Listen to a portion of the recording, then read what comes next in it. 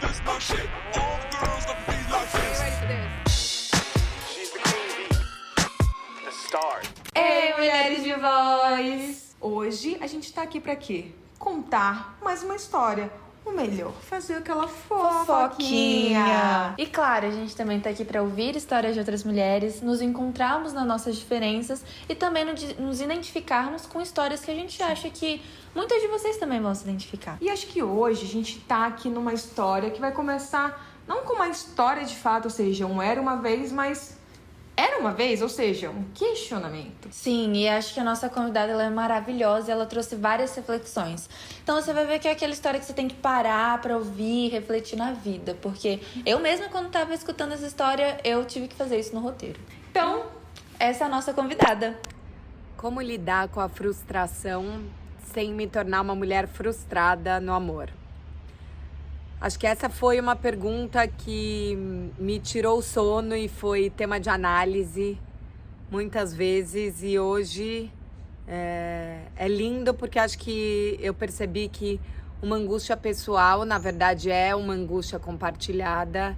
E eu transformei isso em trabalho, né? Meu nome é Carol Tchukian, para quem não me conhece, eu sou comunicadora, pesquisadora de amor, de relacionamentos.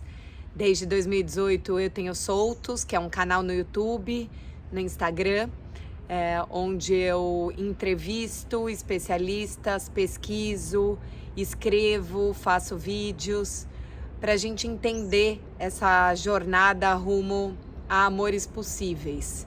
Então corta pra mais uma história de voz. Bom, a Carol começa a sua história já trazendo uma pergunta, acho que uma pergunta de milhões. Como lidar com a frustração sem ser uma mulher frustrada? Eu acredito que essa frustração que a Carol falou e que a Bia interrogou agora, muitas mulheres também podem ter. E claro que a gente vai discutir um pouco sobre isso, porque tem toda uma construção por trás dessa frustração. Mas por que ela vem? Porque a Carol ela é uma mulher, ela tem 38 anos e ela ainda não casou, não teve filhos e tá naquele limbo que muitas mulheres passam, mas volto a dizer, porque tem uma construção por trás disso. Que é uma construção que gera o quê? Cobranças. E muitas vezes nos fazem, nos levam a sentir, né? Porque a gente tem que falar sobre isso, né? Como a emoção também, ela envolve socialização. E então, toda essa socialização que a Elisa tá falando, levou ela a algumas emoções e a questionar certas emoções. Eu acho que uma delas já tá clara aí, que é a frustração, mas eu posso até falar sobre uma outra que tá muito presente nas nossas experiências como mulheres, que é a culpa. Sabia. É verdade. E mais pra frente a gente vai ver que essa culpa também tá presente na história da Carol. Mas voltando. A Carol ela se encontrava como uma mulher frustrada por ter 38 anos, ainda não ter casado e não ter filhos. Eu acho que é muito válido a gente falar que a apresentação da Carol começa pelo nome dela, mas também por um outro ponto, a idade dela. E se a gente for parar para pensar, o que significa a nossa idade? O que significa completar ciclos, fechar esses anos, né? Ainda mais para nós mulheres, que ou a gente é nova demais, ou a gente e aí mais ou menos assim cobra essa maturidade, ou a gente é velha demais. A gente nunca tá uma idade boa o suficiente para viver aquela idade, né? Sempre é um lugar de correr atrás. E eu acho que isso ainda mais no momento que a gente vive, que também envolve não só a questão do patriarcado, mas também um capitalismo muito frenético. Então, esse lugar da globalização, esse lugar frenético, a gente sempre tendo que correr atrás das coisas. A idade parece que se torna um marco importante para nossas experiências. Eu não sei se para vocês também, mas acho que até comentem com a gente se vocês também percebem isso, assim. Parece que eu sinto isso, assim, os meus 26 anos. Eu falo isso direto com o Marcos. Ou seja, eu tô mais próxima dos 30 do que dos 20. Já tô ficando velha demais. O que tá acontecendo? Sendo que eu tenho 26 anos. Não, e se a gente for ver todas as comédias românticas dos anos 2000 principalmente, é tudo, de repente, 30, a mulher tá muito velha. E sempre tem um estereótipo criado pra mulher depois dos 30. Então, toda a história é construída também baseada na idade da mulher. Porque pouco se fala sobre quantos anos os homens têm ou deixam de ter, ou com quantos anos eles construíram porque ele sempre é o aquilo. garotão, né? Também. Isso não é mais um fator pra ele. E pra gente, com certeza é.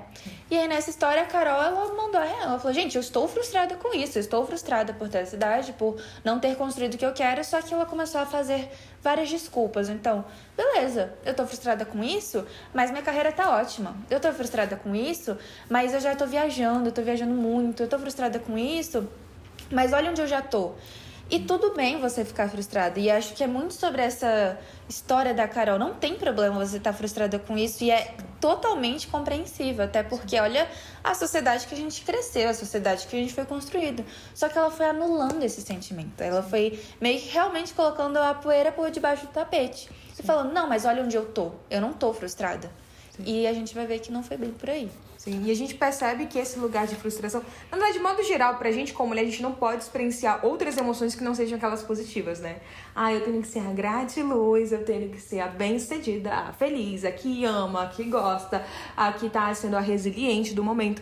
Só que, sendo bem séria, a gente precisa experienciar outras emoções. Se a gente não dá vazão para essas emoções, elas vão aparecendo de outras formas, né? Então, essas emoções que são ditas negativas, elas também importam e elas precisam comunicar algo. E de algum modo, a Carol tá colocando debaixo do tapete toda essa frustração que ela sabia que ela estava sentindo. Então, às vezes, por meio da negação, que é até uma forma de se proteger, a gente sabe disso, sabe? Eu acho que também é importante também humanizar esse processo, assim. Ela foi colocando debaixo do tapete como um lugar de se proteger. Porque já é tanta gente que nem você está trazendo, né? Apontando o dedo, que mais ela se apontando é muito duro. E a gente sabe que no fundo tem aqueles pensamentos ali que vão apontando pra gente o que a gente tá sempre em falta, as mulheres em falta, né? Então o que a gente percebe? Que essa frustração, ela foi aparecendo de outras formas. E aí ela ia vendo que gerava essa comparação, ela olhava pra história do outro e falava assim, não, mas vou minimizar aqui isso aqui dessa situação. E ela foi vendo que isso foi virando uma grande bola de neve. E nessa grande bola de neve que foi virando, ela decidiu tomar 2 caminhos. Primeiro, aquele, né, gratiluz, 100% autoconhecimento. Agora é o meu momento, eu e eu mesma. Eu tava até falando ontem com a minha prima que eu tive um momento desse. Foi um momento meio tenebroso, gente. Que eu, nada contra. Mas eu assistia muitas coisas de coaches e eu lia muitas coisas, tipo, positividade e tal. Tu tá dando um sorrisinho, mas você tá... Então eu tô rindo de você, só. E aí, eu tive esse momento também, então eu entendo um pouco que a Carol passou de estar sempre assim, eu preciso me conhecer, agora eu preciso me conectar comigo mesma, nada mais importa.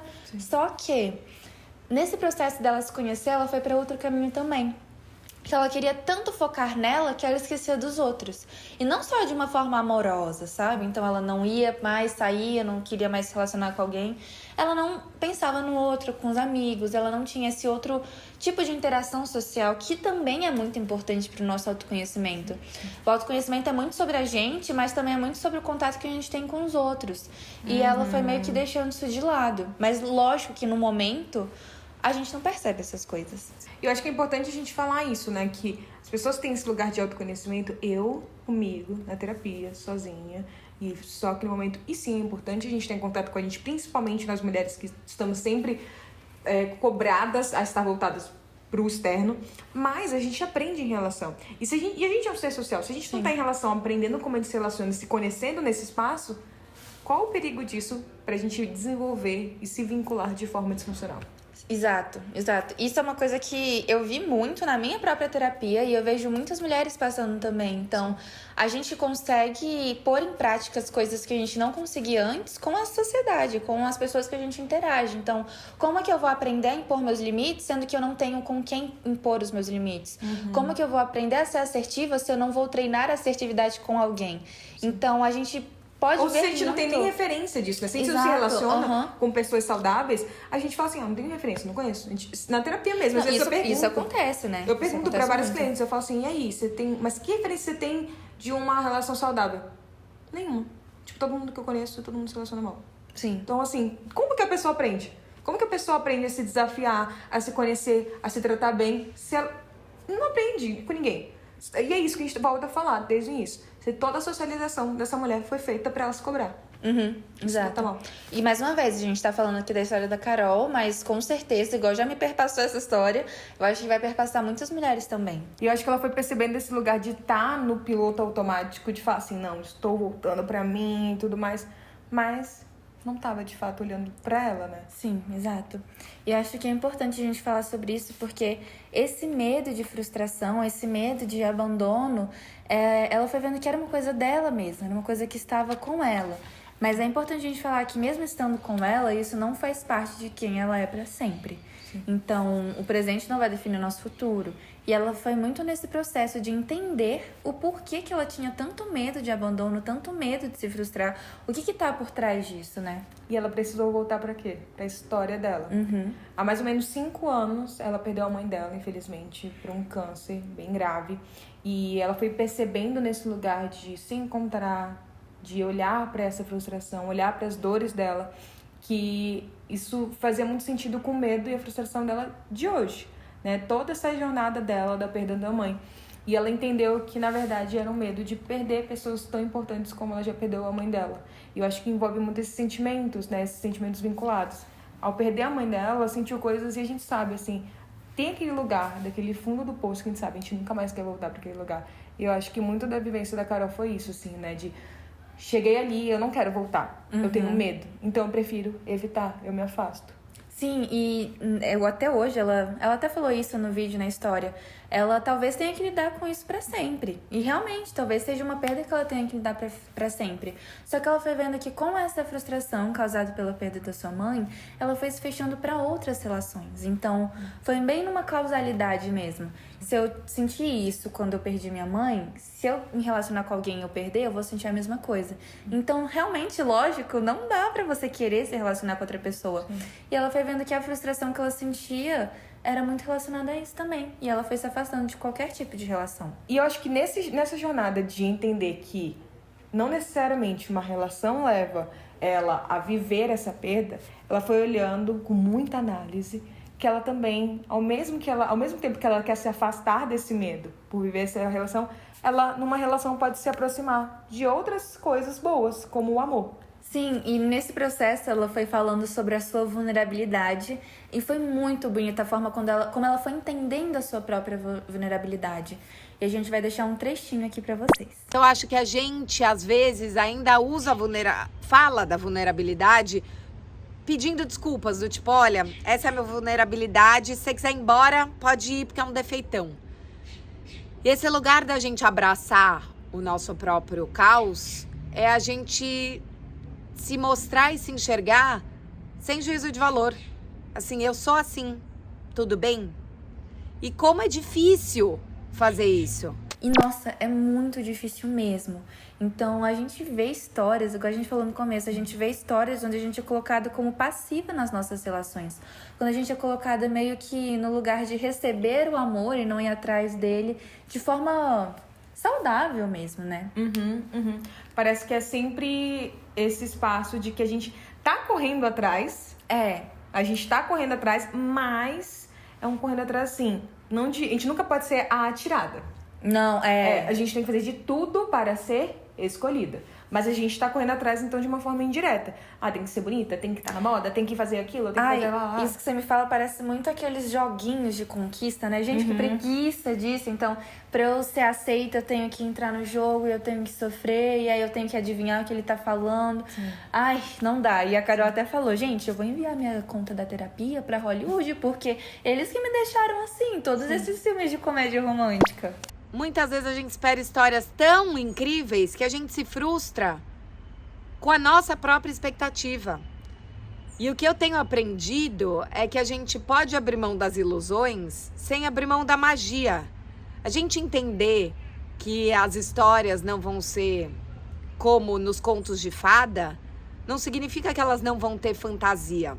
E aí, nesse processo também, a Carol foi vendo que sim, ela pode ser romântica, sim, ela pode ser emocionada, ela pode se permitir sentir e que a frustração não é que não vai ter, ela vai estar lá. Mas que é perceber que a frustração ela faz parte do processo também. A frustração de não dar certo, para ela existir, algo tem que existir antes. E que bom que existiu. Sempre vai ter um lado bom, um lado ruim. Sempre vai ter algo a se frustrar ou uma frustração que a gente vai descobrir no meio do caminho que não estava calculado milimetricamente.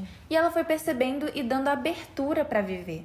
Eu acho que é isso, assim, tanto pra Carol, mas pra gente de modo geral, como mulheres, é muito importante a gente se reconhecer nessa dor, olhar também pra elas, mas eu acho que também volta pra fala da Carol disso de Hollywood, né? Não viver aquele continho de princesa, não falar Hollywood, mas da Disney, aquele continho assim de princesa de, eu viver a minha dor e agora eu vou ser salva pelo amor. Também não é isso, né, esse lugar. Eu acho que é compreender que a vida faz parte da vida, ter todos esses lugares e tudo isso faz... Que nem ela falou assim, eu vou ter que conviver com a morte da minha mãe, mas isso também não vai me definir. Da mesma forma que só esse amor e essa busca também não vai definir ela. Tudo isso faz parte dela e faz parte da gente. E eu acho que no final ela responde aquela pergunta inicial. E aí coloca a Carol aqui e Marcos pra ela dar a resposta dela. Então, acho que para não ser uma mulher frustrada, eu tenho sido uma mulher mais presente. Presente nos encontros, presente nos afetos.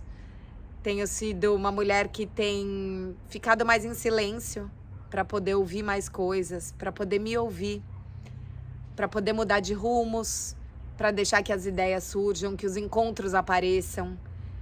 Entender que a frustração não transforma a gente em coitados, mas que talvez a gente esteja mais apegado às narrativas de felicidade, de sucesso, do que o que já está acontecendo. Então foi essa foi a história da Carol. A gente amou compartilhar. E se você quiser seguir, acompanhar mais a Carol, é só você colocar o arroba aqui, Marcos, coloca o arroba da Carol. Porque você provavelmente não tá vendo isso só no YouTube agora. Como eu também no sim. Spotify. Tá, somos chiques. Agora a gente tá no Spotify também. Obrigada, Spotify, por ter disponibilizado essa plataforma. E a gente tá muito feliz de estar aqui contando a história de mais uma mulher incrível. E se você também quiser compartilhar sua história, é só você enviar a sua história pro e-mail mv.mulherdevoz. Nós já estamos recebendo histórias de vocês e a gente tá amando ler cada uma delas. Sim. E também segue a gente nas redes sociais, pod.mulherdevoz, tanto no Instagram quanto no TikTok. Lá tem aquelas coisas bem chiques, assim, cortes. Aí tá tendo erros de gravação. Coisas assim, sabe? Bem, a gente tem muito podcast. Muito chique. Sim. Faz então, assim, gente, eu não sou Gen Z. Gente, coisa... Que é isso, gente? Não é da minha geração. Mas é isso, sigam a gente. Classifiquem esse podcast aí onde vocês Dá 5 estiverem. estrelinhas. Curte, compartilha. A gente tá amando fazer esse projeto aqui com vocês, contar histórias, ouvir histórias e nos identificarmos no meio disso tudo. E é isso, gente. Tchau.